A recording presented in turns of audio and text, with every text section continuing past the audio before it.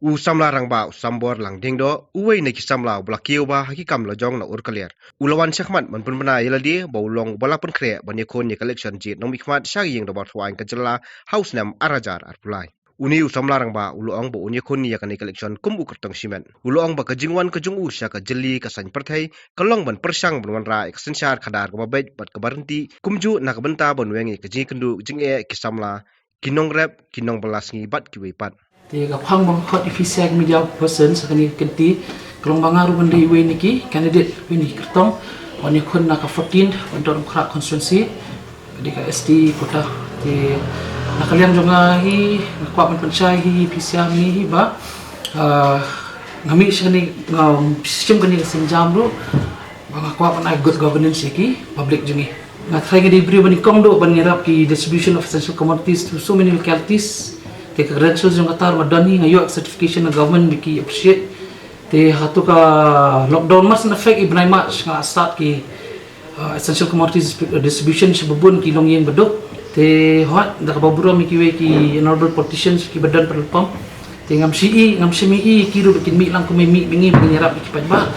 the katar bali gawe mapensoy nga ba when it comes to the real hardships faced by the people maybe kalau come kumingi ban mi semat te hatu kapor beki dan jinjar ki nongrap ru ni raksam keleng saudong ki jakarap bat ki media colleagues jong fi te ngimdai ki basu express ka grievances tang da ka tin ngimdai ki bahe tang kalip service ndre ngapli ki katuka la beki nyo bande itu ka farmers wholesale market katuka de ka policy maker bangla ka policy bangla national mentaki nongrap khang ba in future kadang-kadang yang ketua kejuk ke krisis, kadang ke lockdown. Berarti kiyo kimin, kung ketua ke badan sepo Anjali kumuyo dilang kita bisa hanglut kani ka nangni sekmat di government kala bansnai diki temporary makeshift farmers wholesale market. Te sakawir ru barkhanya fi tip i bang ada sports lover, ada footballer ile di Msuaru, tengah associate bun ki football club, te affiliate nga long very instrumental banya dan dekat lah buat current football club nama katu ka office baka book current football club kali yang juni te but last hi kali mengin develop youth policy te ngar di kanang day youth hi te kwa ban suggest ko ka entrepreneurship development skills te kani nga sa execute haki 3 months before election te ha kabay day kita ki 3 phases ng grievances bengi lap ki bedok masuk ki jungi te ada birap kat la kat kabangala te kabade bikin nongrap ru ada birap bikin nongrap kat kabangala bangna te kabade bak sports ngi dia tinggi diki bak nong dress pa sports te tai ke han tip i ba ngan ikon ni election ru ngan hapan tre sutam ha because I'm up against two most experienced politicians in ba LHEC and ba PNCM. The credentials yang bahek te berkhot dengan aktif he has already served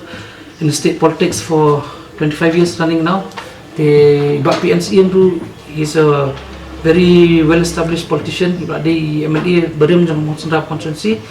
Kasulong ba of all the three pada pering itu armut bat manga pada masau ba age gap generation gap padan. Ti kembang stu i ki youth himenta ki habi ban pe ki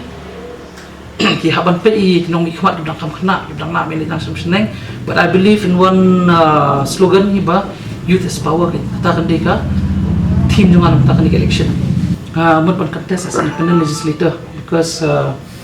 empat kemet iru bak no political party empat sim approach iru no political ya kan no political party nomor ngakwa pandan so kan nongdem ki baskem na dia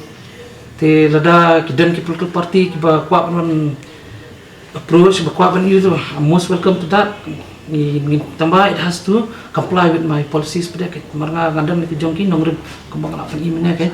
te if need be la kalau yang bukan ikut independent orang ready ni sahi te my election manifesto kan sami bulan November ki election campaign planners juga kita they working on that